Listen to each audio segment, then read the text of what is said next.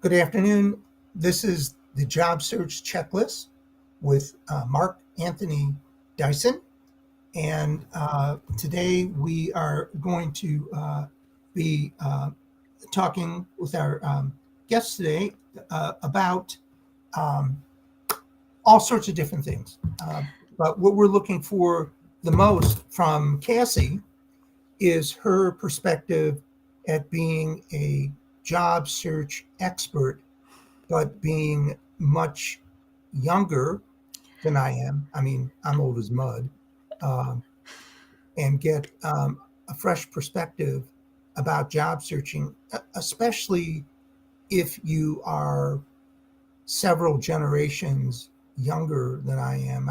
I'm a baby boomer, and I feel ancient sometimes when we talk to guests like Cassie. But Cassie, can you introduce yourself, please? Yeah, sure. Thanks. I'm so excited to be here today and to chat with you all about this. My name is Cassie. I'm a career coach, and I spent the last 7 or so years working in higher education settings on college campuses, career coaching, and for the last 5 years or so, really working on experiential education and internship programs and all of that. So that's where the bulk of my experience comes from. But like many people, and I think we'll dive into this a little bit today, I chose to kind of leave my traditional 9 to 5 at the end of 2021. And I'm doing my own freelance career coaching now. So I've been doing that full time for a couple months. And I also co host a podcast called Your Career GPS with another coach, Brad Minton. And so we have a lot of fun talking with other career coaches, similar to this, going through, kind of job searching strategies, a lot of practical advice through that podcast as well. That's great. Great. Thank you. And lead us into the discussion we were having before we started. To me, uh, happenstance, the happenstance theory, and you'll correct me, is just fascinating, and it's something that I had never heard of before, but it really clicked with me both personally and when I look back at my job search, it was there all the time. So go ahead, please. Yeah, sure. So the happenstance learning theory is a career development theory that I learned about when I was in grad school. And since then, I've kind of dubbed myself a subscriber of happenstance. It's one of my favorite theories, and I really like incorporating it into the work that I do and the discussions that I have around careers. And kind of in the shortest sense, happenstance, the theory looks at kind of the unplanned and unexpected opportunities and experiences that lead us all down different career paths. And so I'm sure most of us can probably think of at least one example, if not many, throughout our whole career where something unexpected or unplanned happened, whether that be a conversation with someone or a job opportunity or something else that kind of either changed your course of direction or led you down a different career path or something like that. And so that's what happenstance really looks at. The other thing I like about this theory is that it pulls at the idea that our careers are not just one decision that we make. Mhm. And I think, for a lot of college students, young professionals, but even people at all stages throughout their career, there can be this kind of pressure to stay in a career path or stay in a certain industry or to just make that decision. And so I like that this theory kind of takes a little bit of that pressure off and reminds us that it's not one decision that we make and have to stick with, but our careers are kind of this endless path of making decisions and continuing to make decisions. And then the other thing that I liked about it that really resonated with me is happenstance learning is a positive experience. Mm. Correct, right? And you when you look at happenstance learning with a positive attitude, then when, and correct me if I'm wrong, but when a life event happens, if you have trained yourself, and it does involve self training, if you look for the brighter side, then you can use these life-changing events sometimes uh, for the greater good of yourself, your family, and your career. Do you think you could expand on that a little bit? Yeah, of course. I think that that's such a good point, and that part of this theory is kind of looking at all the things that you've done, up to whatever point in your life, and looking at that combination of the things that are planned and the things that are unplanned or unexpected, and really kind of looking at them from a lens of finding the good or seeing what you've gained from that experience. And I think, part of that may be that I used to work with a lot of college students who would do an internship and they weren't having the best experience, right? They weren't loving whatever that internship may be. And where from one lens you can look at that and say, this internship was a waste of time, or I'm not having fun, I'm not enjoying it, all of those things. You can also look at it from a lens of, okay, I figured that out now. I know this is something I don't want to do. And then you can go through that reflective process to think about, okay, why don't I like this? And then when you're making that next decision about a future internship or a different career path, you have some knowledge to base that off of. You can also really look at it from a transferable skill perspective, that if we'll stick with that internship example, even if that internship is not then what you're going to do for the next 5 years or 20 years, you can still look at the things that you did gain from that experience and the skills that you got to work on, or the opportunities that you were able to take advantage of, the people you were able to meet, the experience that you were able to gain. So a lot of happenstance is looking at those unexpected moments. And I think, sometimes people can think about like the unexpected and the unplanned as being negative things because they're unexpected and unplanned. But there's also really beautiful unexpected things that can happen, as part of happenstance, like a conversation that you have with someone and they say, oh, hey, I know so and so, you should meet them. And then you have this, new person in your network. Or I think a really good example of happenstance, I mentioned that I co host Your Career GPS podcast, and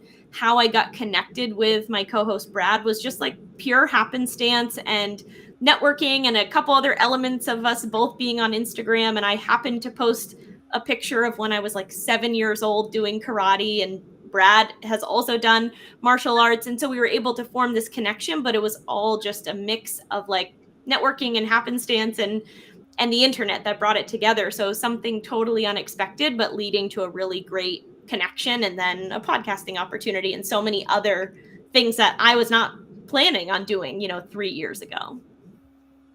I certainly agree. And it's a shame that Mark can't be heard, but I got a call from Mark, I don't know, almost 2 years ago, um, to do an interview, Mm-hmm. to be on his podcast.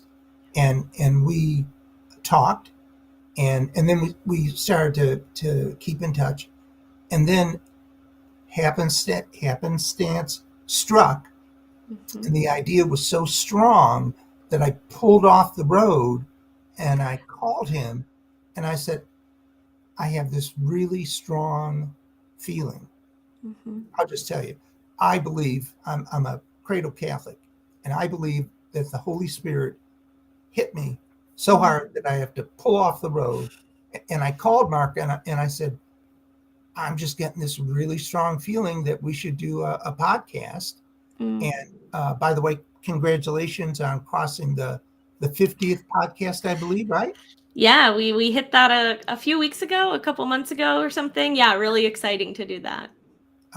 And that's wonderful, wonderful. And what just while we're talking about your show, is it available on all the different channels? Yeah, you can pretty much get it anywhere that you can find a podcast. Your Career GPS is there. So if you just search it, you should be able to find it. And then we also have clips and some other things highlighting our guests on Instagram, and that handles Your Career GPS podcast. Great, great.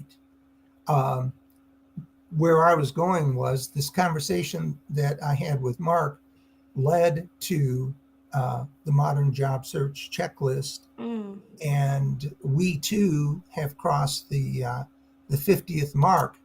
and Awesome. to be able to offer 50 hours of significant, meaty, uh, information driven tips, tools, and techniques, it flies by, and I'm sure it has flown by for you too. Every time we hit a milestone, whether it's 50 episodes or, the number of listeners that we have, it's incredible, and really exciting to be part of an opportunity like that, and to hear, as I'm sure you all do too, to hear people say that they've listened and that they've, gotten something from what we're doing is just like really incredible. Absolutely. Um, Going back to your application of happenstance uh, theory, do you? What I see is that you could take happenstance and overlay it with Myers Briggs. Do you ever do that? Yeah, I would say so. I use Myers Briggs a little bit less in like my typical coaching practice, but I definitely think you could, and I think you can layer kind of happenstance with a lot of those like personality assessments, whether it be Myers Briggs or Strengths Finders or anything else, and really looking at the things that you have experienced again, whether that be a job or an internship, school, wherever someone's at with that, and kind of looking at it then from the lens of their strengths or the things that, in a different work environment that are going to lend themselves to that nicely. And I think, using those different assessments, whatever ones people have used, can be another good way to then look back at an experience and reflect on that to find some of those good things that have come from it, right? So recognizing, oh, I was in an environment that allowed me to use this strength or didn't allow me to use this strength, can really help you then make decisions moving forward, or ask questions in interviews, whatever the case may be, so that you're kind of using that prior knowledge to help make a more informed decision for whatever the next thing is. Wonderful. Thank you. I know Mark had a question, as I do, and that is, what can we all learn from Generation Z about job search? Yeah, I think, we're seeing a lot right now. And I think this is Gen Z, millennials, potentially other generations are kind of falling into this as well. But I think we've seen a lot of people leave their jobs. I'm a millennial. I'm part of that. I made that choice to leave my job, and a lot of people doing that in the last year or two. And then we're seeing kind of these interesting trends of some people, there was an article that the three of us looked at that came out recently that was looking at a large percentage of people who maybe were questioning that decision to leave and those types of things. And so I think we're kind of seeing this interesting point in time with work where people's wants and needs and the things that are going to keep them at a job, I think, are different. And we're Mhm. also seeing companies kind of navigate, understandably so, they're trying to navigate to, okay, where are we at with everything right now? And processing through the fact that a lot of people have worked remotely for a year or two or longer at this point. Do they need to come back into the office? Do they not? And so I think there's just a lot of push and pull right now. And I think you're seeing, I know, like my peers and the students that I was working with previously, they kind of know what they want. And I think sometimes that comes across as people, maybe being a little bit more stubborn or feeling a little more entitled and that type of thing. But I think it's about finding a balance, right? And Mhm. recognizing that at one point in my life, I used to commute an hour one way to work and back. So, I was in the car 2 hours a day, 5 days a week. And in this scenario, I don't commute at all, right? I'm able to do a lot of other things. And that's something I would probably never take a job now again where I had to commute that long. And now, having worked with the amount of flexibility that I'd have, it's something that I value. So, I think everyone's just kind of navigating that right now. And especially as we continue into this year, I think we're going to see more of that. And so I think it's, for me, I come at it from the perspective of like, everyone needs to be patient with each other and understand that we're all still kind of navigating this. And I personally don't think it's a bad thing that job seekers, current employees, and all of that are really recognizing what's important to them and really looking for organizations that value the same thing. Because as a career coach, I've always thought that that's important. And I think we're just like seeing it more now at the forefront that employees and job seekers know what's important to them. And now it's just kind of that back and forth with the organizations that they're working at or interviewing with. And from my perspective, um, if you were to say to me, lay out your job search, it would be having a career summary, which is a future forward statement of the best of your past and where you want to go, a search engine optimized resume, and by far the most important thing, which is a robust and complete active LinkedIn profile that you're on daily, not weekly. Mm-hmm. And of course, cover letter and interviewing skills and networking, right? Because well over 80% of all jobs never uh, hit the internet, or if they do, there's an inside candidate, already that you're going to have to compete against. And I'm just wondering, does that sound? Is there anything when it comes to a job search, kind of knowing a baby boomer's approach, that you see differently, that when you're working with people, you recommend that's different? I mean, I think for the most part, like those are the foundations of a job search. I would say I definitely think being active on LinkedIn is really important, and I like to approach that from not just a networking perspective because a lot of students that I work with and young professionals that I work with and probably a lot of other people resonate with this too, but they hear that term networking and it's like instant fear kind of coming in, and the idea of just doing all of this networking can be really kind of scary, understandably. So I like to also think of LinkedIn as an information gathering tool, and I think there's so much information available on LinkedIn about where people have worked and what their career trajectory has been and that type of thing, that it can be really useful for people, especially if you're in the beginning stages of your job search or maybe more at a career exploration standpoint, considering your options or thinking about making a career change. Seeing how other people have done that, I think, can be really beneficial. So kind of some of that research aspect of it. um, I also really like to come back to values and making sure that people have thought about that and that they have some of their values established. They know kind of what their non negotiables are going into a job search, because I think it can be so common. And I think we've also seen this a lot over the last couple of years that people are in situations where they're just kind of saying, like, I'm not happy at my current role, so I'm going to job search, and then they immediately start kind of scrolling on the big job boards, applying to jobs, and not kind of pausing to have that thought process of what is important to me, why am I not happy, and what do I need to do that will kind of make the next job a better opportunity for me. So I really think that reflection point is important. It's not always the most fun part, which is what I say to people. Like, I know it's not fun to sit down and to think through all of this, and it can feel really time consuming. But it can also then lead to a more successful, a more strategic job search moving forward. Um, I'm going to ask this in a different way. Sure. Each generation has their worldview, for lack of a better term. Sure.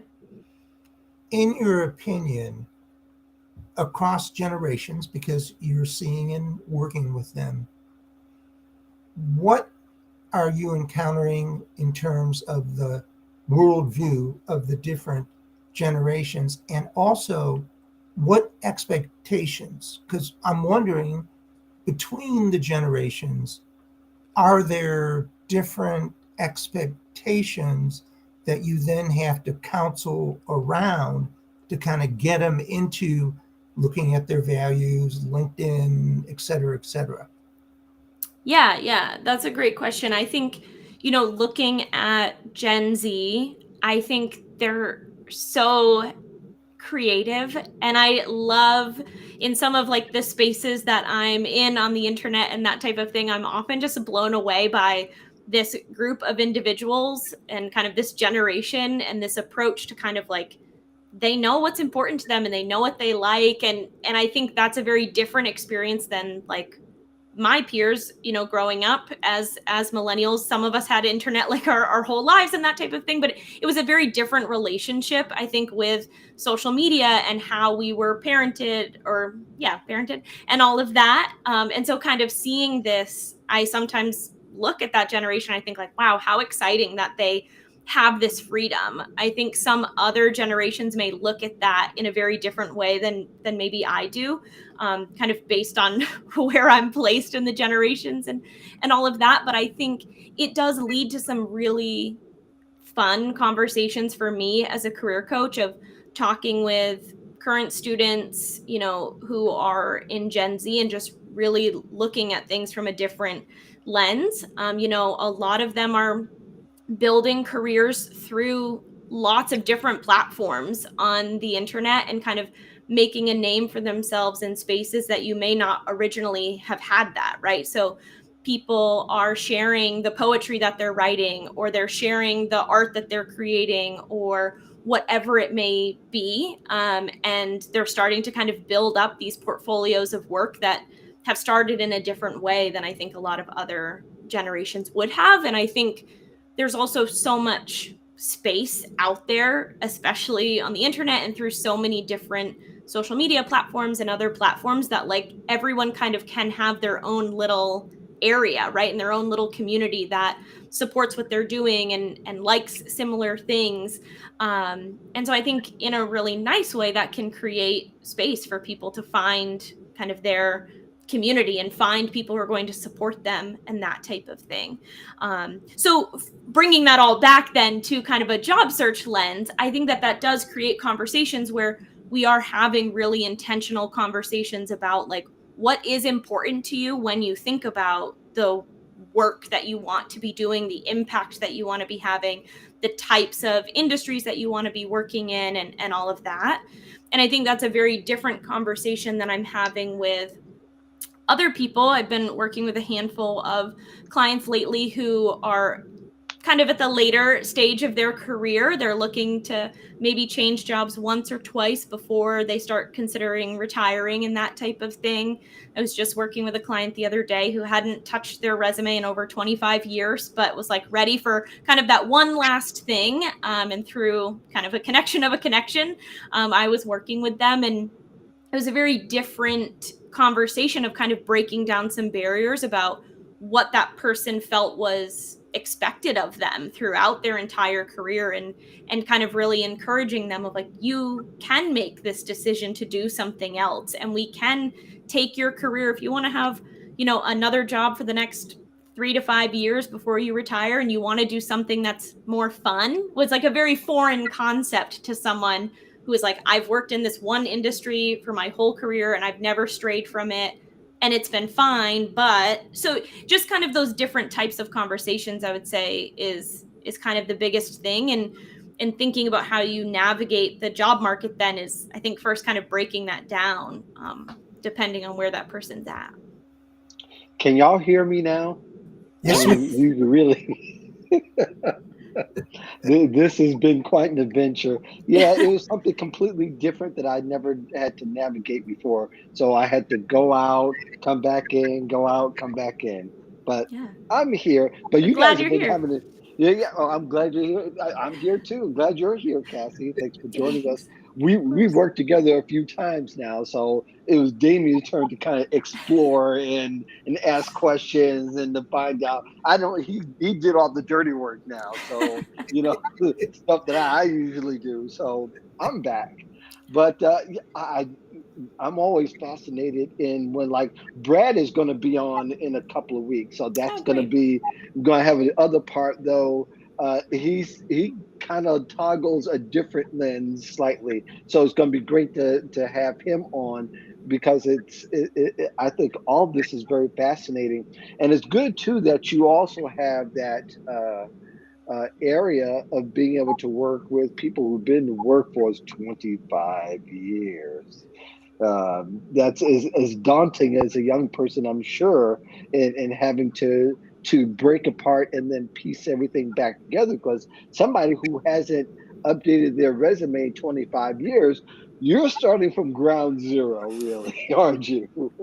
Tell the truth. You're really starting from the beginning because they came into a different world, and they came into a world where you put up with the bad boss and you make it to at least 5 years or more. You're asked to, and the younger generations, they don't have time for all that. So it's Hmm. time to, they're forging forward. And if it don't work out if it does, at least I can survive at least a year. In a few months, I'm gone. But what's interesting is that this also applies to career coaches, in a sense that their approach is, well, why didn't you stick it out longer, and why don't you have those extra conversations with the boss, even if it takes a year? And I just find that just not only is fascinating in some sense, but it's this mind-blowing that they just don't catch, at least in coaching their clients, the spirit of the great resignation, Hmm. because that's what they're thinking. They're thinking great resignation is a bunch of impatient folks who are just sick, and who are just leaving companies naked, so to speak. And that's totally untrue. Don't you agree in that sense that and I hear the comments from career coaches, and they're great professionals, don't get me wrong, but they're also giving this advice now that's kind of antiquated, in the sense that, don't you get it? We don't have to settle anymore. That's awesome. But for me, at least, if I were in that situation. Hmm. Yeah, I think there is so much to it, because you hear about the great resignation and you read some of these articles and some of these statistics that say like people are resigning and regretting it, or all these types of things, and I don't necessarily think that I agree with that. I think people are leaving for a lot of reasons, and I've shared very openly, potentially some of my former colleagues will watch this, but I've put it on my LinkedIn. Like, I didn't leave my job because I didn't like it. And I didn't leave my job because I didn't like the place that I was working or the people that I was working with or what I was Right, doing. I loved right. all of those things. Leaving was very much a decision that I've kind of called like a life decision. I was Hmm. living multiple states away from my family, and especially after a pandemic and spending 2 years in an apartment by myself, essentially, basically, Hmm. it was kind of a reset of priorities. And I think that's what sometimes is getting lost in all of the talk around the great resignation, is that for a lot of people, we've experienced this thing that no one ever expected we'd experience, and then we're coming out of it, or we're moving through it with this new perspective on what's important to us and what our priorities are and how we want to continue navigating kind of through life. And I think, for again kind of bringing it back to generations, I don't want to speak for everyone, but I know for me, being a millennial, I definitely feel like a good chunk of my life, like I was in high school in 2008, Hmm. everything that has happened since then, like kind of the career path, everything else that's happened in the world, I'm like, oh boy, like we have really kind of gone through it, and that's definitely all changed then my perspective of like what's important to me now and how I want to approach how I'm spending my time and where I am and what opportunities I'm taking advantage of, or cultivating for myself, and all of that. So I think it's interesting to look at all of, again, kind of these articles and these statistics coming out, when for me it comes down to like people just being a lot more aware of their priorities, and then looking for jobs to not necessarily have that like work life balance, but to have Hmm. a job that's going to fit with their life and the lifestyle that they want and the things that are important to them outside of just work. Hmm. Yeah, I think it. You know, I find it interesting. First of all, I write a few of those articles you might or might not have read, but one of the things that I find really interesting, if we were to equate this to somebody that we're dating, is like, the relationship is not going well, but then you're going to try to push through because it might be the right thing traditionally to do, doesn't make any sense. Mm-hmm. So why would someone do that in the job market, especially now where employers understand, okay, people are a whole lot more transient now than they ever been Yes. because of the pandemic. They're not Mm-hmm. going to sit in one place, or they sat in one place and got tired of sitting in that place and realized this is not. I mean, ultimately, really, when we come down to it, you're not really content unless you can sit still for a time, at least for a time, whether it's a year or two. If you can't sit still for a time and you become unsettled, then why would you try to soldier through for another few years in order to make something work? Because it's an employer. We can't forget that, all the talk we hear about, and this is kind of an analogy, but in the sense that all the talk we say, well, don't let the government into your lives. Well, you let the employer into your life. And how does that work for you? Not very well for most of us, right? I mean, the sense that we built our lives around the employer, we moved to the city, we try to find somewhere at least somewhat close. If not, then we've got to travel sometimes 2 hours, like you did, Mm-hmm. to a job, and that's 4 hours a night. I could be doing something else with my time. But ultimately, I think where people are at is that we have this conflict in the sense that I think people are trying to understand what's going on, but the first thing they think about is that people want to disrupt the company. Mm-hmm. And it's not really about that. When, how about yourself? What about your needs? And at some point, you've got to decide. I mean, people want to do that. That's fine if they're comfortable of setting their life around an employer. If they want to do that, I'm not against it. But in the long term, why? Mm-hmm. Why would you want to do that when you have so many other options and you can create opportunities for yourself? So, I think this was a great session without me. Uh, Thank you, Damien. You Uh, asked all the right questions. I was going to ask about um what Jim Peacock calls the theory of happenstance, and when it relates to careers. And I think that's very important because a lot of people, I think it applies to me. I fell into the career development space. It's not something, it was a suggestion from my brother-in-law saying, hey, why don't you start doing this? I said, okay. And I Mm-hmm. knew, yeah, and that was pretty much it because I was open. I was at the time kind of trying to raise young boys, and being home for my wife and kind of, going against the grain of traditional roles. But at the same time, I fell into this by happenstance. And I think a lot of people, it's okay if people fall upon that. It doesn't always work, though. Mm-hmm. So for people who don't, who fall into their careers, how are, for them, what is the most effective step you've seen people take? They fell into a career, it's not working the way they hope to, either they've been in a year or two. How do they move on from there? Mm. Yeah, great question, and I think a good point to bring up. Happenstance. I often like to look at it from this very like rose-colored glasses lens and Hmm. positive lens, but there is that other piece of it, and in the theory itself, the unplanned, the unexpected, that sometimes we fall into these things that then aren't a good fit, and so Right. I think a lot of it does come back really with any situation in your career. If you're questioning Hmm. something, if something doesn't feel right, whether it be the right job, the right industry, the right company, whatever the scenario may be, I think it's really about coming back and asking yourself some of those tough questions like, why is this not right?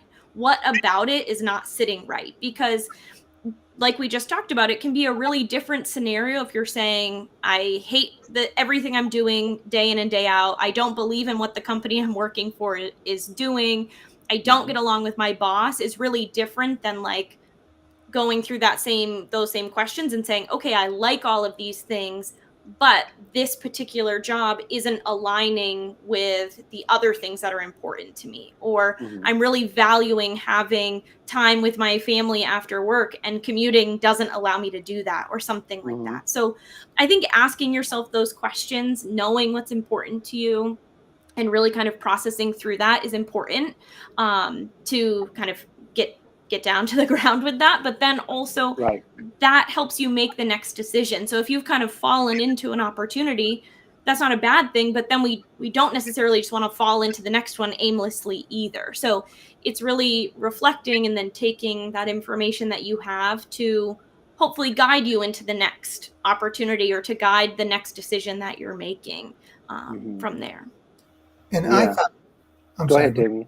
I Go ahead, found Damien. that sometimes um, you get sold a concept or an opportunity, like I did when I went to work for a major outplacement provider. Number one, we won't mention their name, Okay. uh, Fair and enough. um, he was the VP, and so I came in and I had this kind of like halo effect and could do no wrong, and uh, I was doing okay, but when I really got into the nitty gritty, I could just feel that it was wrong, that there Hmm. was no way that I could keep up with everybody else who had all these little secrets, all these clicks that they would share within Mhm. each other, but not Hmm. me. And so I'm there struggling. And once you know, he got promoted, and a rival of mine got into the position, and she cut her teeth on how to properly, well, she didn't, but how to lay off a person. And she Hmm. actually had someone monitoring me, monitoring every move that I made, monitoring every candidate that I Hmm. handled. And then she would write a memo and send it to her, all without my knowledge, until I got called into the office and told what the situation was. Well, at that point, I knew the shock clock had already started to tick. And Mhm. within 30 days, well, no, within 90 days, um, I was gone. And Mm. the funny thing is, when she called me into the office, she said, I'm letting you go because you violated a company policy. I said, oh. I said, well, can you tell me what the company policy was? She said, well, you extended someone's program, and this was a poor teller for a major bank who I had chased for 4 weeks. Her husband walked out on her. Uh, she was trying to find a special needs school for her son and trying to sell her house. Well, no wonder why she couldn't think about her career. Mhm. But bottom line is, I said, don't worry about it. I'll extend it 90 days and then we can catch up when you have a minute. Long story short, she brought me in and she said, you extended that person's uh, program and you did not ask me. And I said, well, I'm not aware of a company policy like that. And I remember my training pretty well. Could you please show me that company policy in writing? Mhm. And she looked at me and said, oh, she said, well, I haven't written it yet. Mm. And so I was let go for violating a company policy that hadn't been written yet. Mhm. Um, so my point is that sometimes you go into a position where the atmosphere is painted one way, and all it takes is a change of boss, and your life can go from heaven to hell. And you know internally, if you're at all in touch with yourself, it's time to go. And your best thing to do is try to get out in front of this instead of hitting the wall, which you know is coming anytime soon. Yeah, and I think that people get it all mixed up because um, people are thinking that it's all about money and this, that, and the other. I mean, you look at all the look at all the stuff that comes through LinkedIn lately. A lot of it is kind of like, how much money did it make, and whether it's all about money. Sometimes change isn't necessarily money driven at all. A lot of times people are at a job, like for instance, in talking about the statistic where we saw that 72% of people from the Great Resignation who quit says that they're now dissatisfied with the job. They wish it didn't change. They wish they didn't change. And I think there's a lot of context to that. People start to interpret, you see people quit too quickly, and young people do this and start wagging the finger. And I'm like, dude, if you only read, first of all, if you read the whole thing and then you start asking some questions, you see that is not the case at all. In fact, you probably talk about a very, very small amount of people who ended up saying, I regrettably quit because I was catching the spirit. It's like they caught the Holy Spirit and they went to get baptized in that spirit. And that's not the instance for most people. Most people thought about it for a long time. And really, people, if you think about it more than a couple of months, God bless you, you really thought about it. But Yeah. all in all, to say that, there are a lot of people who just, they changed jobs because it was an upgrade from the toxicity and the lack of satisfaction they were in. It sucks. Think about it. It sucks to be underemployed. I don't know if any of you all have experienced it. I have experienced it. It's almost as bad as being unemployed because it's exercises in futility. When you start doing things that don't matter anything, the only thing you're doing it for is a check. That's as bad. And if you're doing something a little bit more meaningful, but it's uncomfortable at first, it's an upgrade. Whether Mm. it's we can discuss whether it's salary driven or not, but I think people don't catch the whole breadth of the whole conversation that we're trying to draw around this. Is that people don't have to settle anymore, Yeah. and I think that's where this generation had said, forget this. And like you, Cassie, you said, driving in 2 hours to and from work sucks, and it's really the excitement and whatever I got at first, it's not there anymore. So of course, like a relationship where both people kind of settled and it's not exciting, you leave. And I think that that's where people have to kind of have to understand the whole breadth of it instead of making. It's interesting when I find it too, and I might be on a little rant here, if you will, but I still find it. That's because I'm compensating for not being the first half hour. But I think it's interesting that I find that there are people who always cheer for the company no matter what they do. Yes. Mm. Like there were people who were cheering for the CEO who fired 900 people through Zoom on national television. It's like, isn't that a major fail? Of course, it's somebody around my age that happens to do this, but I just think that I just find it interesting. People just want to cheer for that the company's going to do what's right when it's been complete opposite. Way before this study. I mean, you think about how many people were told they couldn't work remote, and what do you do 3 months later in March of 2020? Oh, we're working remote now. People have been asking for 2, 3, 5 years if they can do it, and they weren't able to. So, you know, companies lie. Yeah. There's companies lie, Yeah. and yet there are people who cheer for them.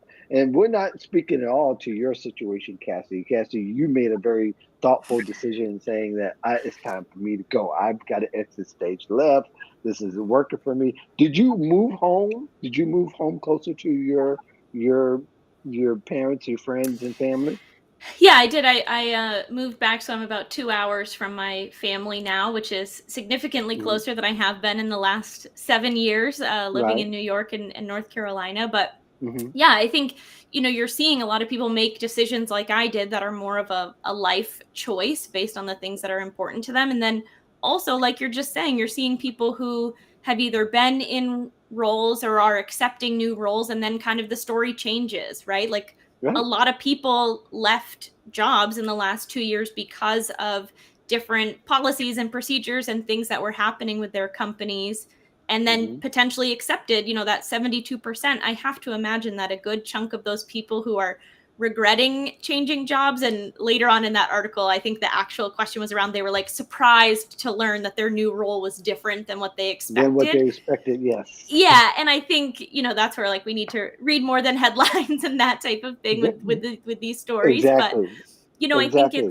it's not shocking to me that people were surprised to learn that their new role was different than what they thought, because I think, whether intentional or not, companies were trying to fill roles and trying to, do different things, and what they promised 2 months ago or 6 months ago may not be the same now, and they could be changing their policies on whether people are working remotely or required to come into the office, and so many other things that are causing that kind of percentage to come up. Yeah, and in dating relationships is called deceit. If somebody changes, it changes says that, yeah, I don't have any children. What they meant was, I don't have any children that live with me, but I got two other kids from previous marriage. How many times is that figure? It's still deceit in one way or another. Hmm. And it's okay for a company to change, Yeah, of but kind of course. let people know that this is changing right now. We're doing this. We might go to something else. Then let me decide whether I'm going to migrate or not. That's Yeah, all that is. So, you know, totally.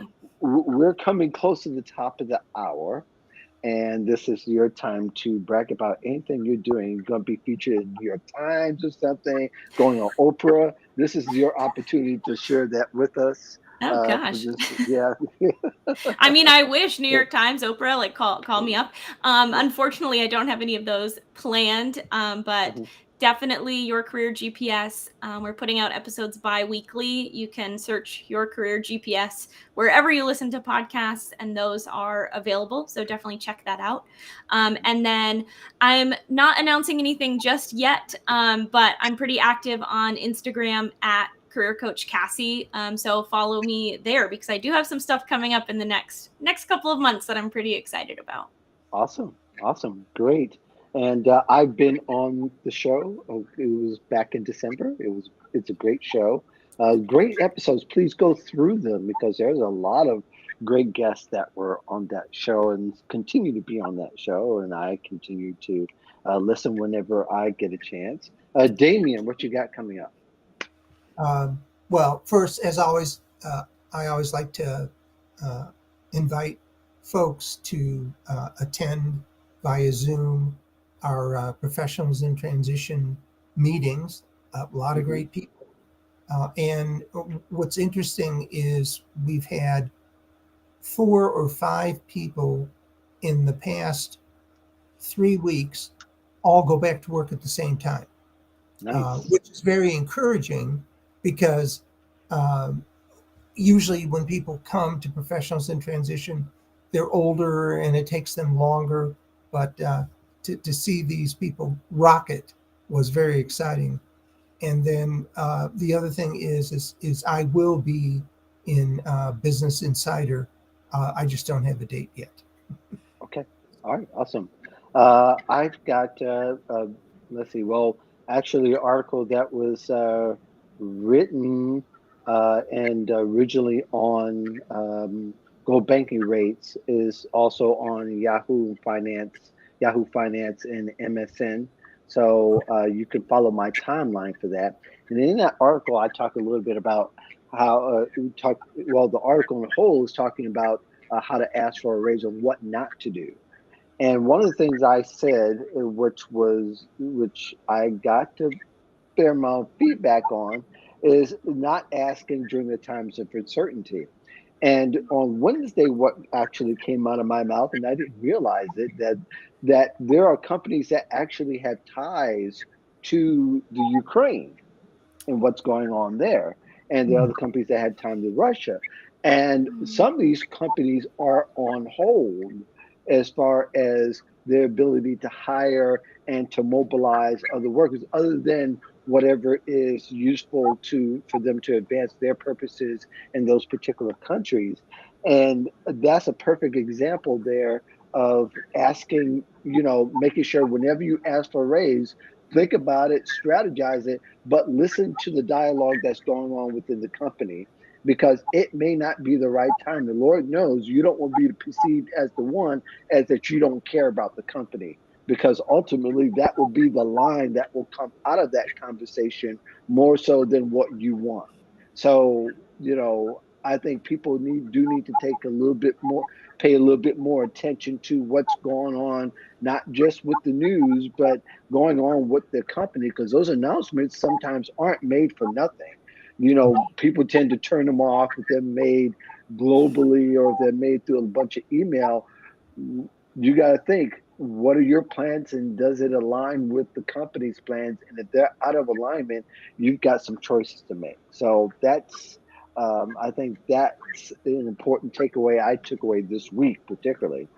But all in all, we won't be here next week, next Friday. But the following week we come back. Brad Mitten, Cassie's partner in crime on the podcast, is going to be here, and we get to ask all these questions over again. Well, not maybe not so much. So it'll be, but we definitely, Jamie and I love to have uh, our younger counterparts come and give their spiel on what's going on in their world so that people can get the full breadth. So, Cassie, thank you very much for coming on. Yeah, And thanks for it's having me. Thank sure. you.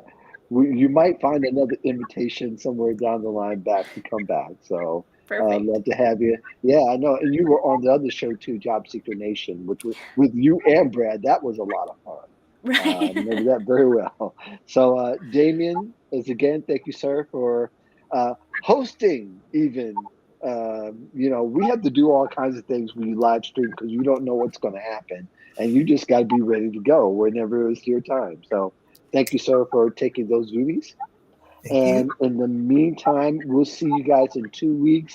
Peace in the Valley of Love. You've been listening to the Modern Job Search Checklist. We're here usually every Friday, 1 p.m. Eastern, 12 p.m. Central. And if you're like me, you're going to spend a bunch of time this weekend watching the NCAA 64 teams go at it. Actually, it's not 64 now. I think it's like 42 or something like that. But anyway, thank you. Have a great weekend, and we'll see you next time. Thank you.